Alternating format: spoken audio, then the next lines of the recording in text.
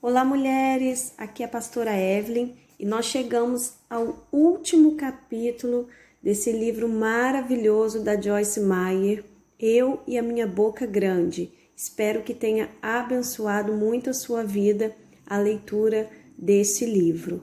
Amém? Então vamos começar? O último capítulo é o de número 13. Uma língua que cura. Ouvi, pois falarei coisas excelentes, os meus lábios proferirão coisas retas, porque a minha boca proclamará a verdade, os meus lábios abominam a impiedade. São justas todas as palavras da minha boca, não há nelas nenhuma coisa torta nem perversa. Todas são retas para quem as entende, e justas para os que acham o conhecimento. Provérbios 8, do 6 ao 9. Essa passagem não deveria ser somente nossa confissão e testemunho, mas também nossa reputação. O que falamos sobre nós é o que os outros dizem de nós. Infelizmente, aprendemos na vida a falar com rodeios. Quando nos comunicamos, quase sempre os outros não têm a menor ideia do que falamos. Devem nos comprometer com a comunicação simples, direta, honesta e verdadeira. Como Tiago nos disse, bênçãos e maldições não devem estar juntas em nossa boca. Ao contrário, temos de ser como a mulher de Provérbios 31. Em nossa boca deve estar a instrução da bondade. Como filhos de Deus, cheios do Espírito Santo, devemos manifestar os frutos do Espírito, principalmente a bondade, a benignidade, a mansidão e a humildade. Essa deve ser nossa disposição. Qual é a sua disposição? Como o leão que ruge e o urso que ataca, assim é o perverso que domina. Provérbios 28, 15. Webster define a palavra disposição como o humor normal de alguém, temperamento, tendência ou inclinação habitual, ou a maneira comum de resposta emocional. Que tipo de disposição você tem? Você é normalmente feliz e de natureza boa ou é rabugento e mal-humorado? Você é doce e bom ou azedo e mau? Você é calmo ou fica furioso facilmente? Você é positivo e entusiasmado ou negativo e deprimido? Você é despreocupado e fácil de agradar ou é áspero e exigente? Como mencionei anteriormente, parecia que eu estava rodeada de pessoas com disposição negativa. É difícil agradar a pessoas que têm esse tipo de disposição. Se já teve com pessoas assim por perto, tenho certeza de que você sabe o que quero dizer. Parece que sempre querem alguma coisa a mais do que ela já tem. É como sentar-se para comer frango frito e ficar decepcionado porque o frango está frito ao invés de assado. Esse é um exemplo muito simples, eu sei, mas tenho certeza de que você entendeu. Uma pessoa com esse tipo de disposição é quase sempre chamada de rabugenta, mal-humorada ou urso. Qual é a sua disposição? Você é um urso rabugento ou é um ursinho de pelúcia? A disposição orgulhosa. Abominável é ao Senhor todo arrogante de coração. É evidente que não ficará impune. Provérbios 16, 5. Pessoas com disposição orgulhosa são difíceis de lidar porque são arrogantes demais. Não se pode lhes dizer nada porque já sabem tudo. Têm tanta opinião que estão sempre na defensiva, o que faz com que não aceitem correção facilmente, porque teriam de admitir que estão erradas, e isso é algo quase impossível para elas. Em meu ministério, o Senhor me usa para trazer correção por meio da sua palavra. A carne geralmente não se importa com isso, mas correção é o que nos faz crescer no Senhor. Embora eu tente corrigir em amor, às vezes as pessoas não gostam porque, sendo orgulhosas, resistem à verdade. Mas Jesus disse que é a verdade que nos liberta. Lembre-se, pessoas livres são pessoas felizes. Além de estar sempre na defensiva, pessoas orgulhosas quase sempre estão ocupadas tentando convencer os outros de que precisam mudar ou do que precisam fazer. Foi incrível aprender que não é meu trabalho convencer a ninguém. Esse é o trabalho do Espírito Santo. Em João 16:8, Jesus disse que é o Espírito Santo quem convence as pessoas da verdade. Isso significa que não temos que tentar brincar de Deus na vida de outras pessoas. Mencionei como costumava fazer isso com meus filhos. Não sabia fazer como meu marido, que se baseava na palavra de Deus para dizer-lhes o que deviam fazer e continuar com as minhas tarefas, permitindo ao Espírito Santo convencê-los da verdade. Quando precisavam ser corrigidos, pensava que era meu trabalho tentar convencê-los de que estavam errados e eu certa. Eu pregava e eles faziam sermões durante horas, tentando fazê-los concordar comigo. Aquele tipo de abordagem repetitiva e estressante deixava as crianças ainda mais frustradas. Elas mal conseguiam me aguentar. Sou grata a Deus por curar e restaurar nossos relacionamentos. Pessoas orgulhosas sentem necessidade de convencer os outros de que estão certas e eles errados. O versículo de Provérbios ensina que esse tipo de relacionamento dominante e superior não agrada a Deus. Ele deseja que seus filhos andem em bondade e humildade, e não com arrogância e orgulho. Pessoas orgulhosas quase sempre são muito rígidas, o que explica por que são disciplinadoras tão severas. Elas têm sua própria maneira de fazer as coisas, e se alguém não faz do seu jeito, reagem de forma impetuosa, às vezes até violenta. Isso é assim que tem que ser feito, senão... Eu agi assim com meus filhos, e é por isso que meu marido, que havia sido um militar, disse que eu daria um bom sargento. No entanto, minha atitude com minha família não estava produzindo o resultado que esperava. Na verdade, estava fazendo o efeito contrário. Finalmente, pessoas orgulhosas quase sempre são complicadas. Embora a Bíblia nos chame a uma vida de simplicidade, elas sentem necessidade de transformar tudo em algo importante, fazer uma montanha de cada montículo. Em parte é porque tem de descobrir tudo, tem de saber as entradas e saídas de cada situação e saber a razão de tudo o que acontece na vida.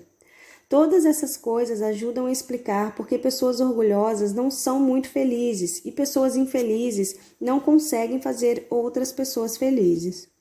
E a pergunta é: que tipo de disposição Deus quer que tenhamos para ser uma bênção para nós mesmos e para os outros?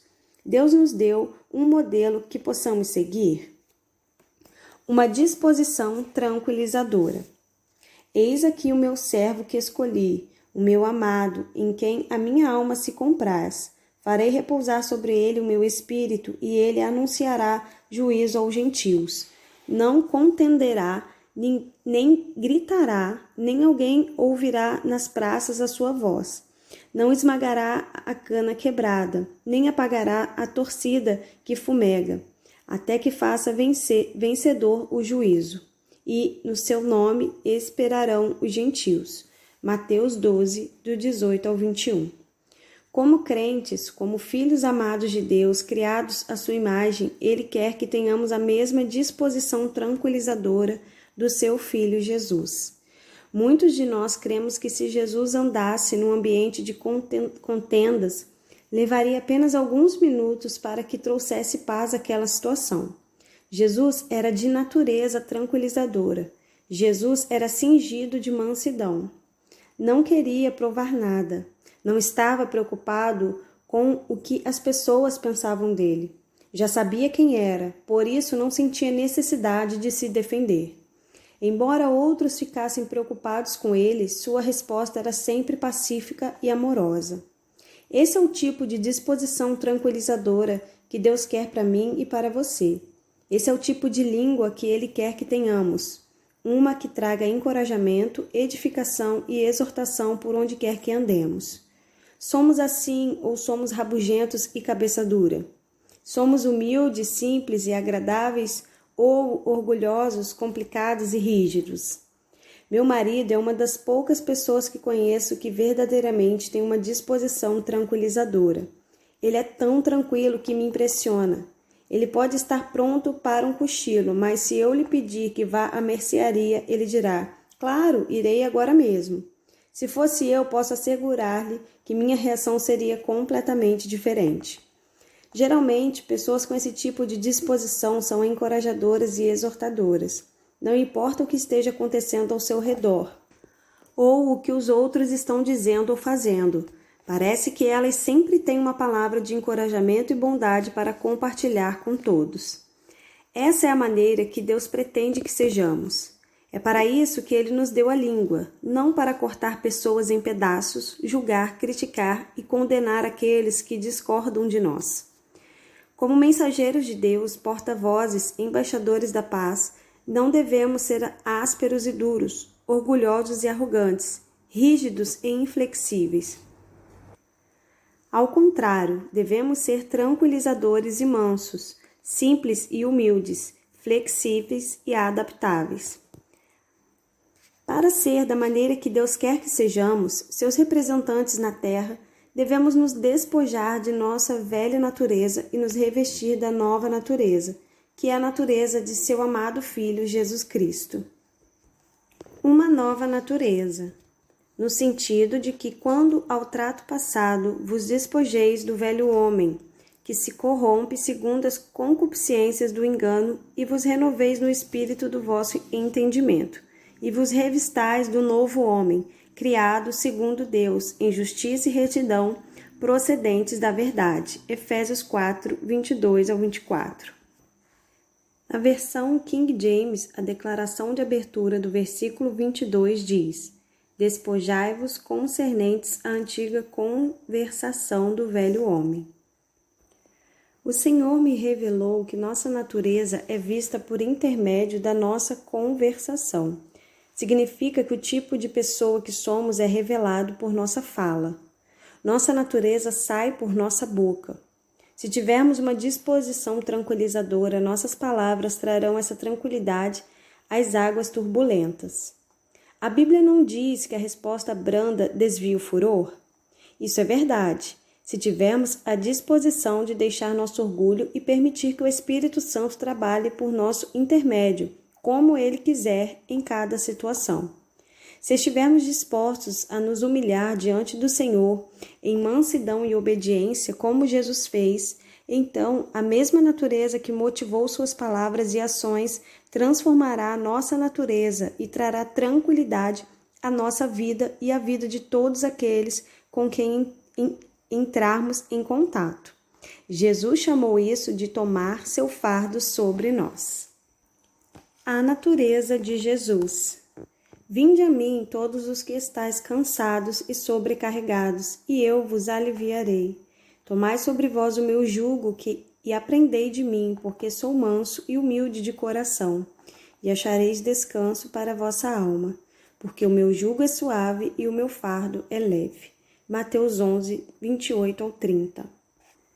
Para ter a natureza de Jesus e manifestá-la, precisamos saber qual é a natureza dele. Cada um de nós tem uma natureza diferente. Não há dois exatamente iguais. Nossa natureza também muda à medida que passamos por experiências e ciclos de vida. Com o passar dos anos, tenho visto a transformação em minha natureza e na do meu marido. Sou do tipo que tem uma personalidade briguenta. Pessoas com meu tipo de disposição são difíceis de agradar. Nada serve. Elas têm de transformar tudo em algo importante. Tais pessoas não são muito felizes. Os mais felizes são os que enfrentam bem as coisas. São fáceis de agradar e se dar bem. São do tipo, deixe o barco correr. São ajustáveis e adaptáveis. Tais pessoas quase sempre trazem tranquilidade às águas turbulentas.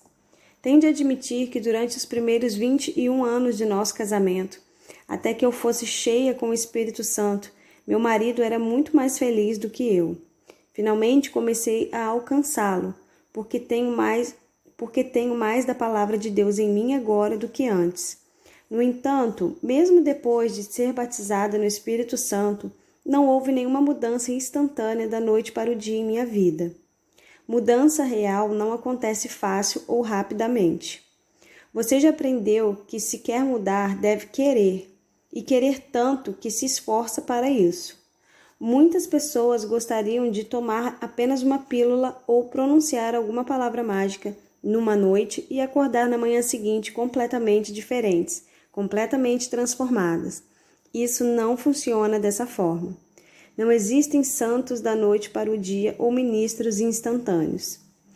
Se você e eu queremos ser diferentes de como somos agora, então temos de suportar alguns sofrimentos.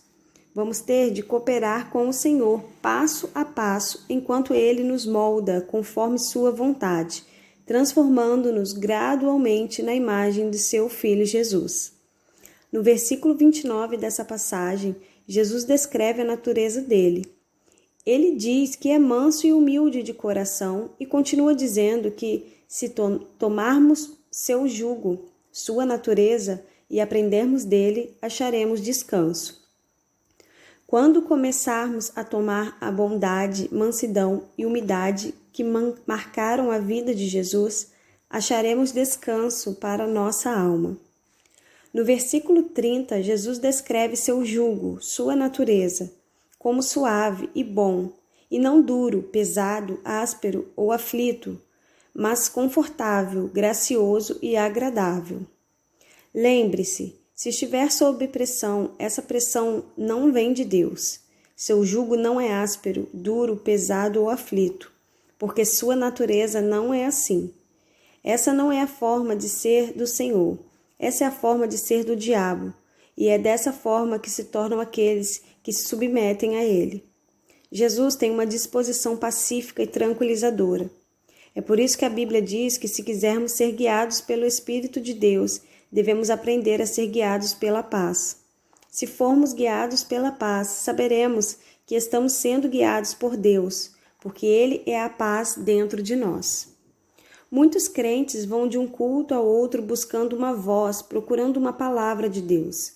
Com a direção do Espírito Santo, ministrei palavras de conhecimento, palavras de sabedoria e palavras de profecia em nossos cultos.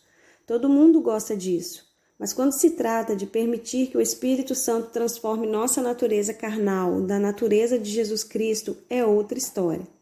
É aí que os cristãos maduros são separados dos bebês espirituais.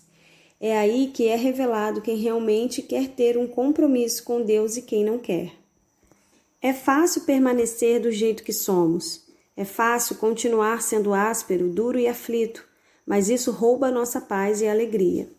Devemos aprender que, se escolhermos ser verdadeiramente felizes, teremos de ser como Jesus, tomar sua natureza sobre nós, ainda que ele tenha tomado nossa natureza sobre si.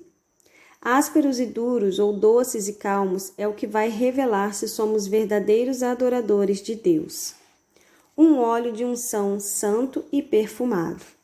Disse mais o Senhor a Moisés: Tu, pois, toma das mais excelentes especiarias, de mirra fluída 500 siclos, de cinamomo odoroso a metade, a saber 250 siclos, e de cálamo aromático 250 siclos, e de cássia 500 siclos, segundo o ciclo do santuário, e de azeite de oliva 1 hin.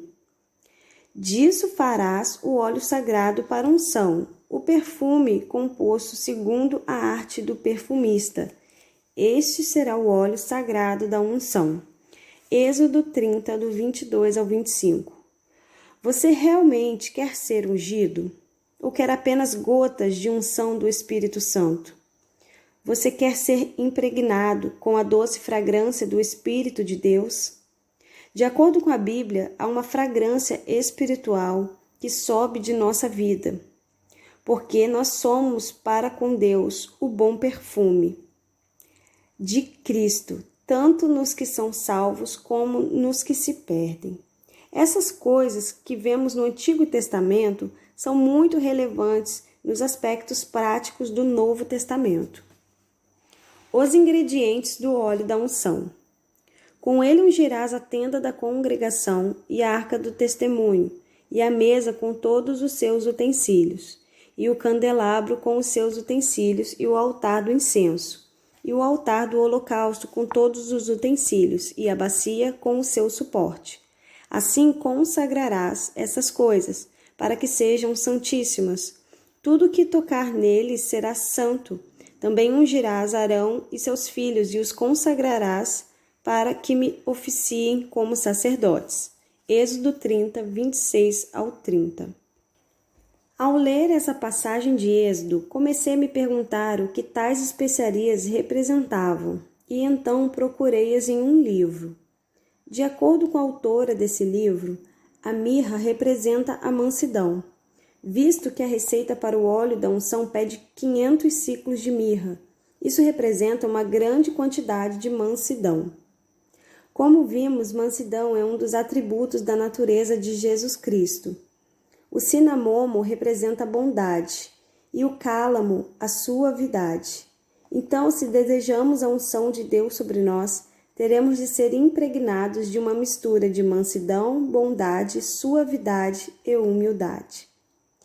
Cresça em Cristo e em amor.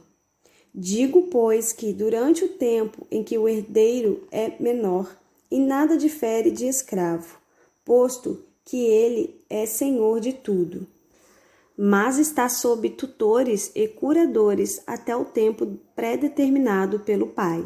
Gálatas 4, 1 e 2. Devemos crescer e tornar-nos maduros em Cristo para reivindicar a herança completa que está separada para os filhos de Deus. No capítulo 4 de Gálatas, o apóstolo Paulo diz que quando um menor recebe uma herança, ela é entregue a um tutor até que o menor atinja a maioridade. Como herdeiros de Deus e co-herdeiros com Cristo, temos uma herança em Cristo. Mas até que deixemos as coisas de menino e cresçamos, essa herança é guardada para nós pelo Espírito Santo. Só recebemos as bênçãos de Deus quando atingimos a maturidade suficiente para lidar com elas. Uma maneira de mostrarmos maturidade é pelo controle da língua. Como vimos em Isaías 58, do 6 ao 9, temos de soltar as ligaduras da impiedade, desfazer as ataduras da servidão, deixar livres os oprimidos e despedaçar todo o jugo. Temos de repartir o pão com o faminto e recolher em casa os pobres desabrigados. Temos de cobrir o nu e não nos escondermos do nosso semelhante. O que o Senhor diz nessas passagens é que Ele quer que tenhamos o tipo de disposição madura do seu Filho Jesus, uma disposição que não é egoísta e egocêntrica, mas que se importa com os outros. Como Isaías afirmou, então nossa luz romperá como a manhã. A nossa cura, nossa restauração, o poder de uma vida nova brotará sem detença. Nossa justiça, nosso relacionamento correto com o Senhor irá adiante de nós, conduzindo-nos à paz e à prosperidade. A glória do Senhor será nossa retaguarda. Clamaremos ao Senhor e Ele nos responderá.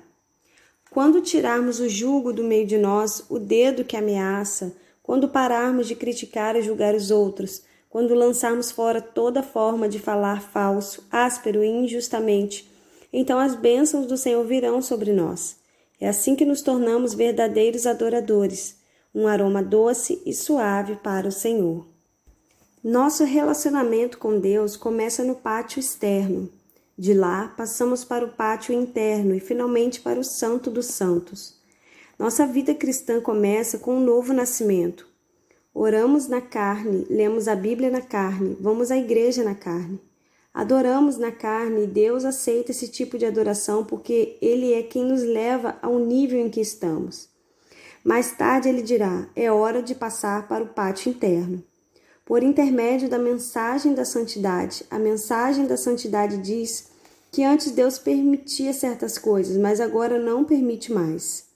Finalmente chega o dia em que Deus diz, agora é hora de entrar no Santo dos Santos. Para entrar naquele lugar, toda a nossa vida deve ser colocada sobre o altar diante do Senhor. Não podemos mais reservar as pequenas coisas que queremos para nós mesmos. Devemos desistir de tudo por Deus e nos tornarmos verdadeiros adoradores em espírito e verdade. Isso significa que devemos estar prontos para viver diante de Deus como Ele deseja, confiando que Ele nos dará a graça para isso. Nessa passagem, a primeira coisa que nos é dita é que devemos tomar as promessas de Deus e zelar por elas. Muitas pessoas estão paradas bem no início. Elas nunca vão além das promessas de Deus. Andam por aí citando promessas a vida inteira, mas nunca zelam ou se esforçam. Por isso nunca vem o cumprimento dessas promessas. Para crescer na verdadeira maturidade cristã e cumprir a vontade e o plano de Deus para a nossa vida, devemos decidir terminar a carreira que nos está proposta. Haverá coisas que virão para nos desencorajar e nos fazer desistir, mas devemos ser determinados e zelosos. Devemos acrescentar fé ao nosso zelo, que por sua vez desenvolve a virtude ou a excelência. Há momentos em que o Senhor dirá: você não pode mais ser preguiçoso, desleixado e indisciplinado. Você tem de exercer excelência, determinação e energia cristãs. Essa excelência desenvolve o conhecimento, que produz o domínio próprio. Isso significa que não podemos mais fazer o que queremos, mas devemos ser comprometidos com Jesus para fazer a vontade do Pai.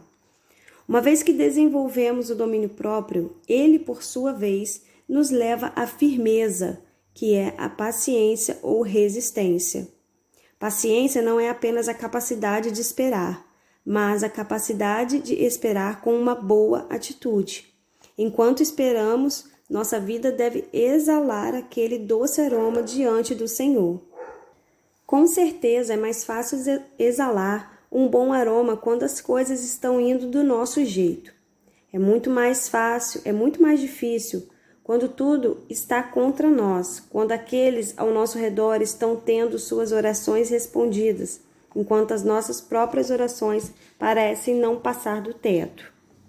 Nessas horas, pode parecer que Deus está surdo, que por alguma razão que não conseguimos entender, Ele se recusa a nos ouvir. Todos nós passamos por isso. O teste é: que tipo de fragrância exalamos enquanto esperamos? Nossa firmeza, nossa paciência e nossa resistência nos levam a algo chamado temor. É quando começamos a ser expostos a uma enxurrada constante de mensagens de santidade. Por quê? Porque Deus lida com cada virtude cristã, uma de cada vez. Ele está nos levando a algum lugar. Deus está nos levando para si mesmo, capacitando-nos a permanecer na sua santa presença. Ele está nos preparando para sermos usados por Ele no grande avivamento dos últimos dias. Depois do temor vem a afeição fraterna, que a versão King James chama de bondade fraterna. Esse tipo de afeição ou bondade fraterna produz o verdadeiro amor cristão, que é a tradução da Bíblia amplificada da palavra grega ágape, que significa amor semelhante ao de Deus. Cingivos de humildade. Cingivos todos de humildade, porque Deus resiste aos soberbos, contudo aos humildes concede sua graça. 1 Pedro 5:5. Na época que comecei este estudo sobre a língua, o Senhor me revelou por intermédio dessa fórmula que eu estava certa sobre ágape. Enquanto eu relembrava minha vida até aquele ponto, pude ver que o Senhor me sustentou em cada um dos estágios de crescimento cristão. Agora ele dizia que era hora de fazer como Pedro declarou: cingir-me com a humildade de Cristo. Creio que Deus diz isso para cada um de nós. Devemos cingir-nos com um manto de humildade, mansidão, bondade e suavidade. Devemos usar esse manto no mundo, agir como Jesus, exalar o doce aroma e ter uma personalidade tranquila. Depois que recebi essa mensagem do Senhor, eu estava ministrando em uma reunião e no final do culto um homem veio até mim e me disse: sinto que esta será somente uma confirmação, mas tenho uma palavra do Senhor para você. Ele continuou a citar essa passagem de 2 Pedro, capítulo 1, do 4 ao 9, e disse: o Senhor diz que você está na bondade e depois disso vem o reino. Como disse anteriormente, sou cuidadosa com as palavras de outras pessoas, mas neste caso não há como aquela palavra ter sido acidental. Ela me encorajou muito, porque acreditei que era uma confirmação do que Deus já tinha me mostrado. Esteja pronto para ser transformado. E todos nós, com o rosto desvendado, contemplando como por espelho a glória do Senhor, somos transformados de glória em glória, na sua própria imagem, como pelo Senhor, o Espírito. 2 Coríntios 3,18. A mudança que precisa acontecer em cada um de nós não vem da nossa vontade, da nossa força ou das nossas boas obras. Ela vem de conhecer a Deus pessoalmente e intimamente. Neste capítulo final, não ensinarei 7 passos para crescer no conhecimento do Senhor. Direi qual é a sua única responsabilidade. A confissão é boa, faz coisas na vida do crente, mas não muda o homem interior. Certos tipos de programas de oração são bons, ajudam a desenvolver a disciplina espiritual, mas não mudam o homem interior. Ler a Bíblia, frequentar a igreja e muitos outros exercícios são bons. São coisas que cada crente tem que praticar, mas eles não mudam o homem interior. Só existe uma maneira de mudar o homem interior, é colocando-se na presença de Deus e permitindo que Ele faça uma obra no seu interior. No momento, toda a igreja de Jesus Cristo está trabalhando e se esforçando, tentando mudar. Deus me revelou que apreciaria muito se todos nós apenas o contemplássemos em sua palavra e permitíssemos que seu Espírito nos transformasse em sua imagem. Nós, carismáticos, nos tornamos tão religiosos. Na verdade, temos nossa própria religião. Planejamos e programamos tudo em nossa vida espiritual. Não há nada de errado com a disciplina e a ordem, mas se planejamos e programamos as coisas e deixamos Deus de fora, então temos um problema em nossas mãos. A única coisa que vai nos transformar verdadeiramente é entrar na presença de Deus e esperar que Ele faça o que não podemos fazer sozinhos. Não estou desafiando você a sair e tentar ser bom, humilde, manso ou amoroso. Se essa é a mensagem que você captou desse livro, então você ficará frustrado. Essa mensagem não tem a intenção de trazer condenação para o que você foi ou é. É para trazer encorajamento para o que você pode ser, se quiser submeter-se ao Espírito do Deus vivo. O Senhor está procurando pessoas que desejam ser mudadas do que são agora para o que somente Ele pode fazê-las ser. O primeiro passo nesse processo envolve quase sempre uma mudança no discurso. Isso foi verdade para Abrão e Sarai, que tiveram de aprender a chamar-se por nomes diferentes. Foi verdade para Moisés, que deu a desculpa de não poder falar adequadamente, dado o problema com a língua. Isso foi verdade para Isaías, que disse ser um homem de lábios impuros que vivia no meio de um povo de impuros lábios. Isso foi verdade para Jeremias, que alegou ser jovem demais para falar pelo Senhor. Isto será verdade para você e para mim.